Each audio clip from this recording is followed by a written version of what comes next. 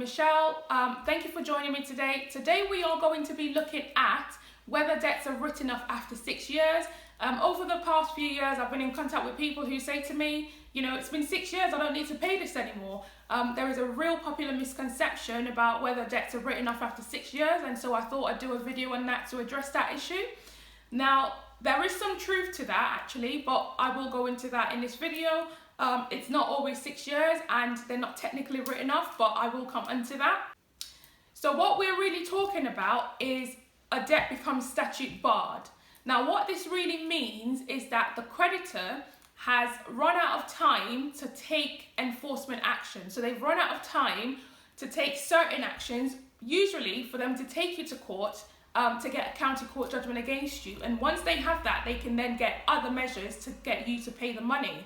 But once the limitation period is run out, and this is governed by the Statute of Limitation, so there's a Limitations Act 1980, once that period is run out, then the creditor can no longer take you to court, which means the debt has now become unenforceable. And where the debt is unenforceable, they can't force you to pay.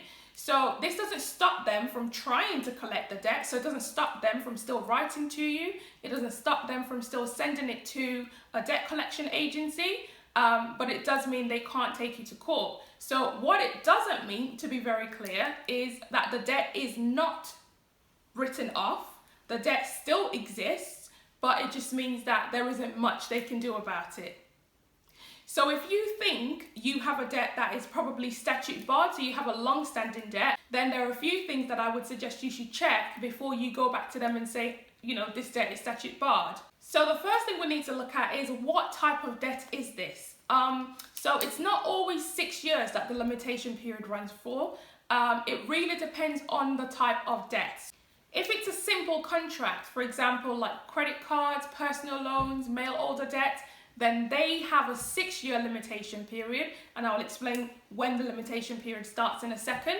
So there are other types of debts. So we could be looking at something like a mortgage shortfall. If you had a mortgage before and the property had been repossessed and there was a shortfall in the mortgage, then this has a limitation period of 12 years. But interestingly, the interest on the mortgage has a limitation period of 6 years. So this is why it's so important to know what sort of debt we're talking about here. It's not just good enough to say, you know, it's been 6 years and so I don't need to pay this anymore. Some debts don't have a limitation period at all. I am sure you wouldn't be surprised to know that debts to the HMRC or to the Department for Works and Pensions don't have a limitation period. They can chase you on these debts indefinitely. I know I've mentioned 6 years quite a bit. You're probably thinking 6 years from when? 6 years from when I opened the account. You know, I will address that now. So if we're sticking with a simple debt as an example, the 6-year period runs or starts to run from the date, from the last known cause of action. So it's basically the date that the creditor is able to take action against you for not paying on that debt. So usually that would be contained in the contract that you sign with them. So if you took out an agreement of some sorts, there would be something in the contract telling you when this cause of action may be. This could be when they send out a default notice, which they are required to send to you by law. So this could be the date that then allows them to take you to court to recover the money. In some cases, it's not very clear cut and it's almost impossible to actually identify when the cause of action date is. So for example, if you have an overdraft, because with an overdraft system, you obviously go into overdraft where you might get your money, your earnings going into an account, and then it brings you back up to speed, and then you might go back into overdraft. It makes it difficult for us to actually establish in that situation what date is the cause of action date. So in these situations, it's a little bit more tricky. But most people tend to have simple contracts and simple debt, and that makes it a little bit easier. So if you have any debts that you think, hang on a second, I've had these a really long time, they might be statute barred.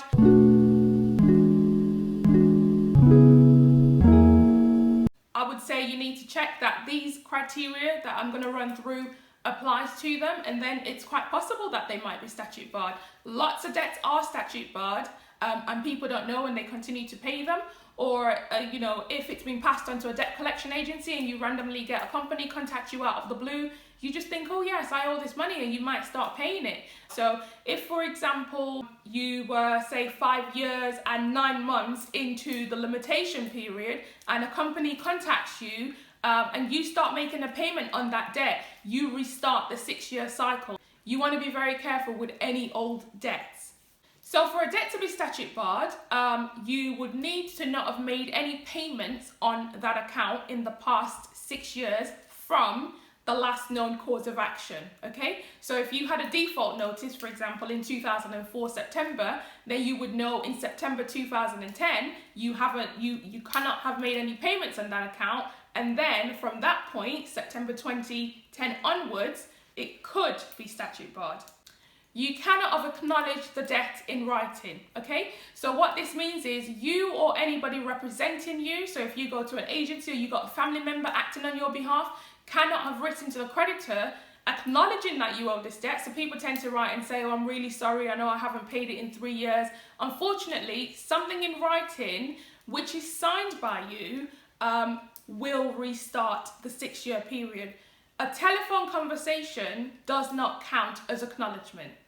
Most importantly, you want to check that your creditor has not obtained a county court judgment against you, because if they've taken you to court, although you probably didn't attend, and got a default judgment against you, then the 6-year period basically doesn't exist. The Limitation Act only applies to where there hasn't been a county court judgment. If you feel that you have a debt that sounds familiar to everything I've described, so you haven't paid it in 6 years, you think the last cause of action has been more than 6 years, so maybe you got a default notice or they've had any contact with you in more than 6 years, if you know there hasn't been a county court judgment on this debt, then it's quite possible that this debt could be statute barred. If you're absolutely certain, then all you would need to do, I will link in the description box below, there is a template letter that I'm going to link for you. You can send that out to a creditor, basically saying, I'm not paying this debt because it's statute barred. The burden of proof is on the creditor to prove that the debt actually isn't statute barred. So you wouldn't have to worry too much about providing dates when you last made a payment. So the creditor will probably come back to you and say, you know, you last made a payment in 2018, so it's not statute barred. Or they might come back and say, yes, we've checked and you last paid in 2010, and so we're no longer going to chase you for this debt. Please, please, please be careful if you're going to do this, guys, because if you write to a creditor and you acknowledge the debt, so you acknowledge that you owe the money, and you sign the paperwork, then you are acknowledging the debt. What this means is if down the line it turns out that this debt is actually not statute barred, but it's very close to being statute barred. So for example, you might be 5 years and 9 months into the limitation period, you will restart the 6-year period all over again. So please be very careful. You want to only check this, you want to use this if you are absolutely sure that it's been a really long time. Thank you so much for watching this video, guys. I really hope you got some value out of it, and if you haven't, maybe you know somebody who has a long-standing debt that might find this video useful, please share it with them. And if you also enjoy this video, please like the video. Don't forget to subscribe. It really helps with our algorithm to get the video shared a bit further on to people who might actually need to see it. Thank you for watching, and I will catch you next time.